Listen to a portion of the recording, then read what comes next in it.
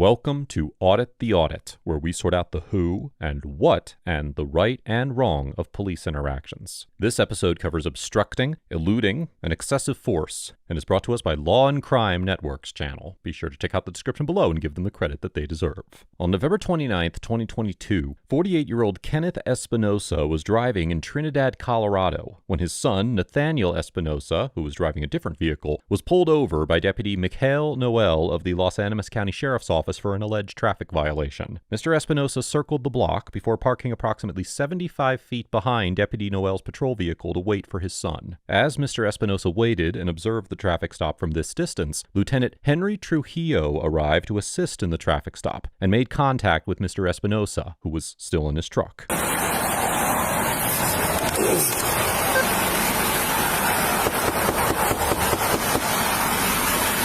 Do you need to be behind this traffic stop? Yeah, I do. Why? It's my son right there. He was following me to pull. Okay, he's on a traffic stop, though. You don't need to be behind it. Why you gotta be mean? Oh, I'm not being mean.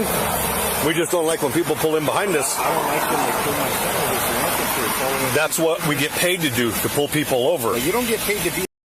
And you don't either, okay? I don't got to put up with your okay? I asked you a simple question, okay? Hold on, man. In fact, you need to leave now or you're going to get charged. It's that easy. I'm recording too. I asked you a simple question. If you have attitude, that's your problem. You keep pounding on my door. Yeah, you saw me and you rolled your window up when I came. Hold on a second, okay? No. You rolled your window up when I walked up, okay? So I knocked on your window, okay? You are not a cop. You don't need to be behind me, okay? So you need to leave right now. I don't need to do anything. You got 5 seconds to leave, okay? There's no reason for you to be behind this traffic stop. No reason, okay? No reason, okay? It's not a public street. No reason. Do I not pay taxes? Do you always stop behind cops when they pull people over? I ain't stopped right behind him. Okay, you don't need to be here. You don't need to be here, okay? You need to go. No, I don't. I'm waiting on my son. All right, He's fine. right back. Lieutenant Trujillo orders Mr. Espinosa to leave the traffic stop and threatens to charge him if he does not comply, although he does not say what crime he would be charged with, and Mr. Espinosa refuses to leave. Generally, it is legal for an individual to stop and observe a traffic stop, provided that they are not violating any parking laws, interrupting the normal flow of traffic, or obstructing law enforcement. Near the beginning of his interaction with Lieutenant Trujillo, Mr. Espinosa pressed the screen of his cell phone several times and stated that he was recording, and although it is unclear from the body camera footage whether he was already recording the traffic stop or if he began to record when Lieutenant Trujillo approached his vehicle, according to a federal lawsuit Mr. Espinosa filed regarding this encounter, he was observing and recording the traffic stop when Lieutenant Trujillo first walked up to him. The 10th Circuit Court of Appeals, which has jurisdiction over Colorado, recently recognized in the 2022 case of Irizarry versus Yahia that the First Amendment protects the right to film police officers performing their duties, subject to reasonable time, place, and manner restrictions, and concluded that, now quoting, "A peaceful recording of a traffic stop in a public space that does not interfere with the police officer's performance of their duties is not reasonably subject to limitation. Therefore, it is likely that a court would conclude that Mr. Espinosa was within his First Amendment rights to record the traffic stop, as long as he did not interfere with or obstruct the officer's performance of their duties. Under Section 18-8-104 of the Colorado Revised Statutes, a person commits the offense of obstructing a peace officer when, quote, by using or threatening to use violence, force, physical interference, or an obstacle, such person knowingly obstructs, impairs, or hinders the enforcement of the penal law or the preservation of the peace by a peace officer. In the 2005 case of Dempsey versus People, the Colorado Supreme Court explained that under this statute, although, quote, the obstacle or physical interference may not be merely verbal opposition, a combination of statements and acts by the defendant, including interposition of an obstacle, can form the crime of obstruction, provided that the conduct is of sufficient magnitude to actually obstruct, impair, or hinder enforcement of the officer's duty. Here, a court could find that Mr. Espinosa's refusal to leave was insufficient to support an obstruction conviction, as it appears he did not cause a physical interference that obstructed, impaired, or hindered the traffic stop and was exercising his First Amendment rights to film law enforcement. However, it is also possible that a court would determine that Mr. Espinosa violated the obstruction statute by refusing to obey Lieutenant Trujillo's order to leave the traffic stop, provided that it also concluded that this order was lawful. I ain't stopped right behind him. Okay, you don't need to be here. I ain't You don't stopped need right to be behind here, him, okay? sir. You need to go. No, I don't. I'm waiting on my son. All right, He's fine. my ride back to Wilson. Leave. That's the car. Stay. Hey, stop. Get out the car. Get out the car. What are you gonna do? You gonna SD4, give me the radio. Get out the car. Stop it now! Get out the car. Stop it now! Now! Get out of the car! Now! What the hell do you think you're doing? I ain't doing anything. Okay. Now you're on a traffic stop and you're trying to drive away? Get out the car. Call state. Get out the Patrol has nothing to do with anything. Okay, they don't have jurisdiction over it. Get out of the car now. No, I got my truck. don't give a put it in the park. I just did, pal. Seatbelt is off. Don't pull away from me. I'm not. You're gonna get lit up. I'm not. Okay, you're gonna get You're lit up. breaking my arm, man. Hold on, I'm gonna get out. Get out the car. I'm complying. Get out the car. Can you hold on? Can you guys Get out. hold on? Now. I'm getting out. I'm not. You're under arrest. I'm not. Get out. Turn around and face the truck. You're under arrest. Okay, guys.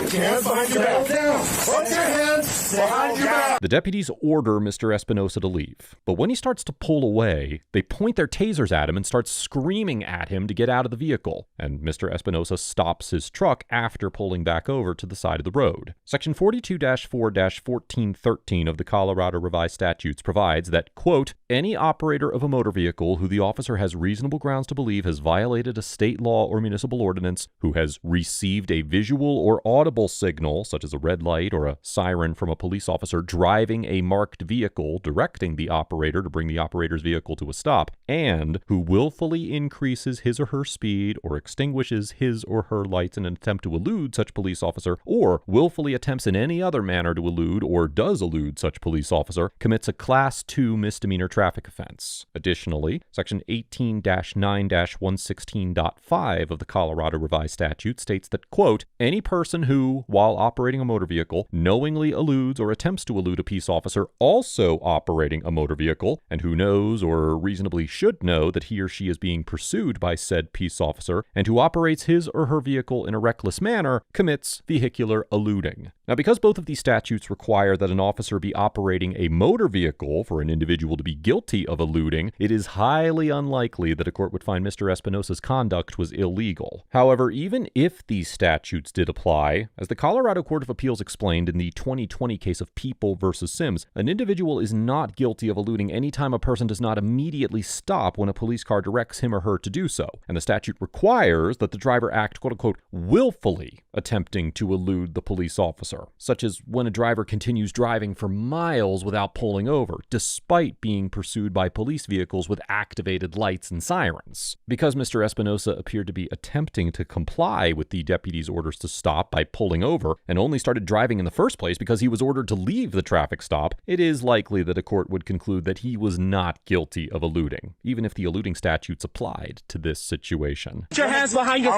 I'm going. Put your hands. I'm going peacefully, dog. Get back. Hey, he's recording this case. That's fine. He can record all he wants. This is crazy, guys. You do what you're told, all right? You think it's okay just to roll up on traffic stop and not do what you're told? Now you go to jail. That's all right. I'm a Turn around and face the traffic. I'm already cuffed. You guys not listening. If you listen, you want to get manhandled. Now let's Don't go. move. Let's go. That's great. You need to stay around. Get in the car. Get in the car. Get in when you. I'm gonna tase you. Get in the car. Get in. Damn. No. You have your wallet on you? Don't do that, man. I'm gonna get you. I'm gonna pass search you. Now get out. I got my wallet. Get out now. Get out now. This is how it's going to work. Okay? You're going to do what you're told to do, and that's it. Stand up. Come on, guys. This is excessive. Come on, man. Well, quit acting like an idiot. I ain't acting like nothing. I got a taser piece in my lip.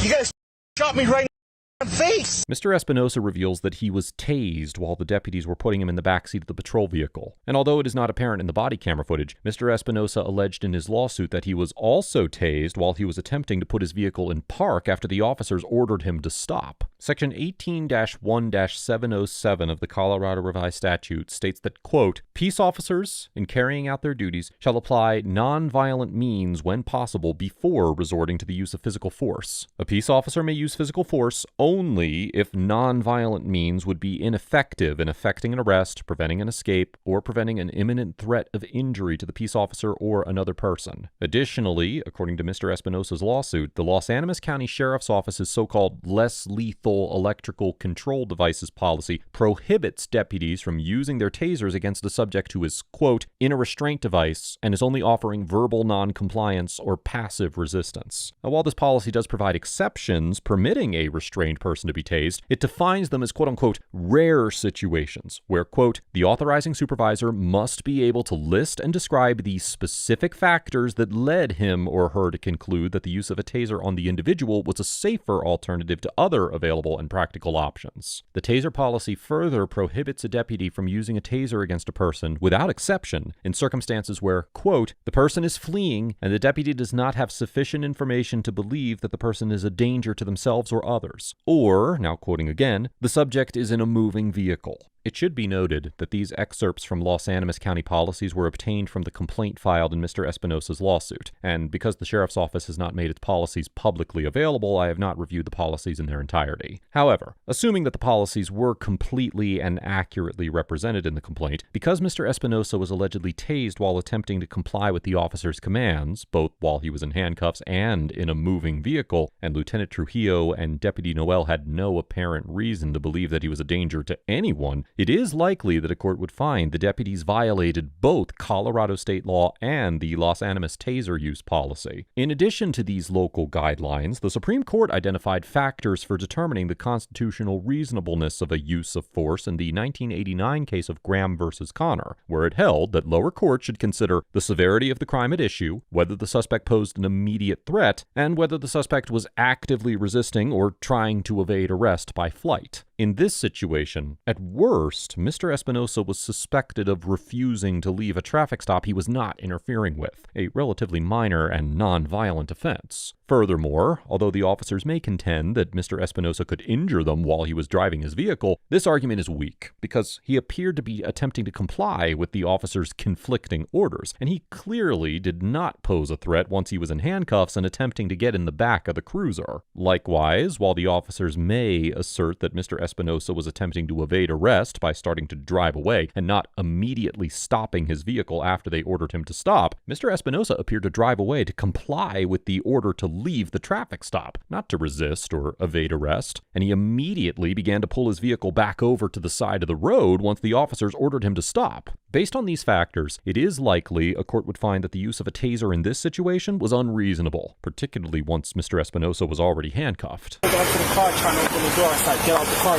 stop the car, stop the car. He runs it while I'm holding onto the car. So I had him at gunpoint.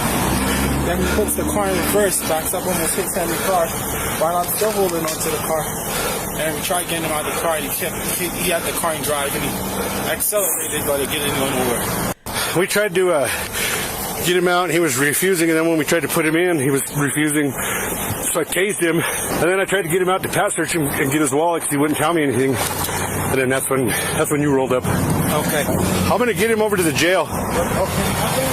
After Mr. Espinosa's arrest, Lieutenant Trujillo allegedly deactivated his body camera and did not reactivate it for the remainder of the encounter. According to Mr. Espinosa's lawsuit, an ambulance arrived on the scene to take Mr. Espinosa to the hospital, but Lieutenant Trujillo chose instead to personally transport Mr. Espinosa to the Los Animas County Jail, where the medical personnel from the ambulance informed Lieutenant Trujillo that Mr. Espinosa must be taken to the hospital before he could be admitted to the jail. Allegedly, Mr. Espinosa Espinosa then requested that the ambulance transport him to the hospital, but Lieutenant Trujillo denied his request and took Mr. Espinosa himself. After his arrest, Mr. Espinosa spent 1 day in jail before being released. He was charged with various offenses, including resisting arrest and assault on a peace officer, but on December 6, 2022, the charges were dismissed by the District Attorney's Office and the records were sealed. On April 29, 2023, Mr. Espinosa filed a federal lawsuit against Lieutenant Trujillo, Deputy Noel, and others, as well as the Los Animas County Board of County Commissioners and the Los Animas County Sheriff's Office for various constitutional violations. Both deputies are currently on administrative leave, and the department stated that the matter has been referred to an outside agency for review. Mr. Espinosa's attorneys have also obtained records showing Lieutenant Trujillo was convicted of criminal charges in 1998, 2006, and 2009. All 4 incidents occurred in Los Animas County and included charges of displaying a weapon, harassment, fighting in public, and disorderly conduct. Mr. Espinosa's lawyers also identified 5 different restraining orders that have been filed against Lieutenant Trujillo, 2 of which allege domestic abuse, and records that show that Lieutenant Trujillo was forced to resign from the Los Animas County Sheriff's Office in 2009, but was later rehired and promoted. Before this encounter, Lieutenant Trujillo and Deputy Noel had previously been the subject of excessive force claims, which the Sheriff's Department settled.